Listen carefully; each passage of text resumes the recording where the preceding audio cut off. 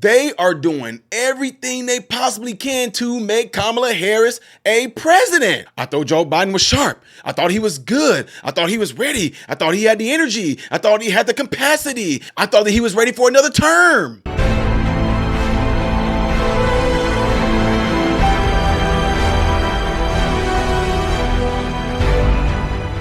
What's going on with you good people? Welcome to the channel. I'm Ty Smith. You're watching my channel, Modern Renaissance Man. I appreciate you guys taking time out of your day to view my content. Make sure that you're following me on all the platforms you see above and below, and hitting this like button right here is how my content can consistently be recommended to you. And once you subscribe to the channel, make sure that when you do, you click the bell notification. That way you'll be notified whenever I do post a video. All right, ladies and gentlemen. So I'm bringing you guys to this news right here because it's been some things that a lot of you know. The reason why I'm gonna say us, because people categorize me in the us. They've been saying that us, conspiracy theorists, when we said, oh, we think something's going to happen. You know, we kept on saying, what's going on with Joe Biden? Something's not right with Joe Biden. We think something will happen where they're going to try to implement him getting sick and Kamala Harris has to take over. We were saying all kind of things like that. And people were just, you know, y'all conspiracy theorists. Look, just because somebody come up with scenarios that we think can happen or may happen, don't make us conspiracy theorists. We just thinking. That's what you should be able to do. You ever think about things like that? It's all kinds of ways of thinking, right? Anyway, my point in saying all that is we kept saying that if they lose this election, we were saying, now watch something happen. All of a sudden, Joe Biden's going to become deathly sick or something's going to happen. They're going to call for him to resign so they can at least try to make history in some kind of way, making Kamala Harris the first female president or the first female female president, just the all package in one. And people are like, oh, come on, Ty. Now, come on. We get that you guys, we get it that Trump won and all this, but nobody's going to go to that far and go to that extent to try to oust President Biden and all that to put Kamala Harris there. Oh, well, this person seems to disagree with y'all, and here it is. Looking for. That is my question. I'll start with you. Joe Biden has been a phenomenal president. He's lived up to so many of the promises he's made. There's one promise left that he could fulfill. Being a transitional figure. He could resign the presidency in the next 30 days, make Kamala Harris the president of the United States. Whoa. He would absolve her from being able to from having to oversee the January 6th transition, right, of her own defeat.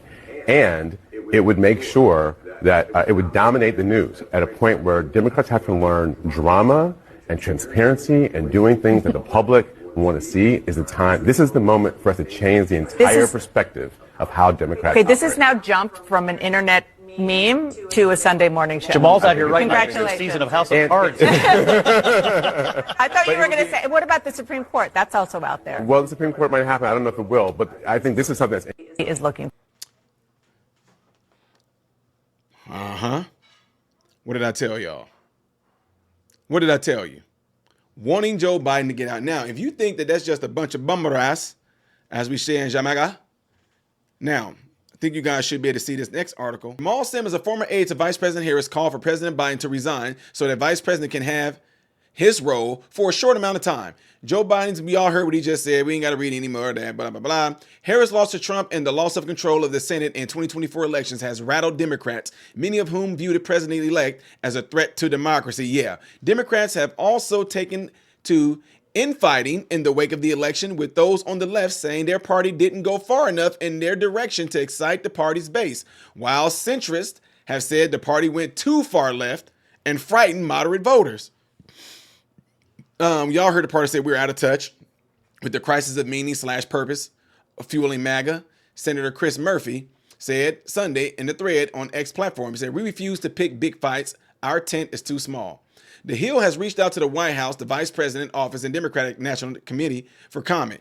But you know what? They're not responding back, right? Because it's embarrassing. It is completely embarrassing, ladies and gentlemen. And listen to this. We, the people, are not falling for the bull crap anymore. We're not. You know what? I hate to say it this way. Had Trump not lost the 2020 election, and you guys weren't able to experience the inflation, how we pulled out of Afghanistan, the southern border, the influx of crime, the influx of fentanyl, people struggling to buy groceries, people having to get multiple jobs, people having to move back with their parents. don't know what a woman is, men getting in women's sports, men getting in women's bathroom. We haven't seen news articles about grown men wanting to be in women's bathrooms. It's always men. Always men, right?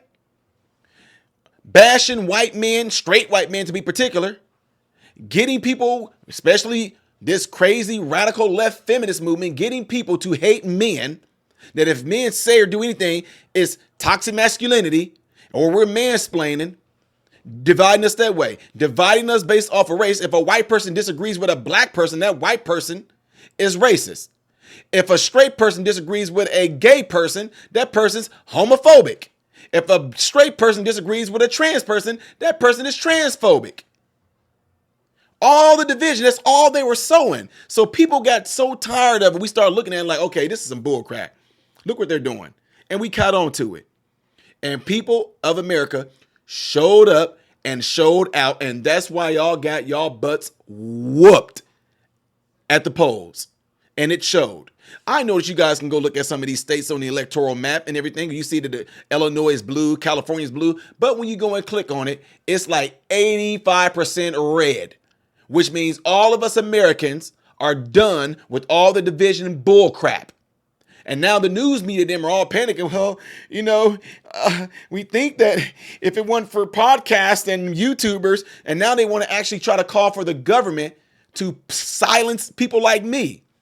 We don't need no average Joes out there who seem to be related to Americans, who's actually living the same exact type of life that Americans are living, versus you multi-millionaire and billionaires, news reporters, journalists, or anchors, celebrities. You guys can't sit there and speak for the regular normal people. You can't. You can sit up there all day. I don't want my child growing up in America where he won't be. Negroes and rich folks, y'all rich. Y'all are rich. Black celebrities, rich. White celebrities, rich. If you work at Fox News as an anchor, most likely you're rich. If you work at CNN, ABC, CBS, CNN, whatever, you guys are rich. Well, no, we're not a rich child. I only make $800,000 a year. You're rich. My point is, when you're bringing out celebrities to push a campaign to try to bring out other average living Americans, that strategy is failing, and it has failed. They cannot relate to the normal American here because they don't even have this life. They don't have this struggle. You're not sitting up there rich and all that stuff in your mansions and everything like that, and my child gonna be there. Oh, stop it. Just stop. I don't know how I'm gonna feel. I gotta up my security because somebody might see me. Stop it. Absolutely stop it. I'm so glad this is happening, ladies and gentlemen. There's another video that I may do later on, and it's in regards to Kamala Harris and all that money y'all saying. Look at the record amount of money she raised. Oh, Kamala Harris raised so much money. Oh, look, that just goes to show you America's ready to turn the new page. Yeah, we did. America's ready for a new way forward. And yes, we have spoken. What I'm saying that for, supposedly, word on the street is Kamala Harris is $20 billion in debt. You heard that? Not million.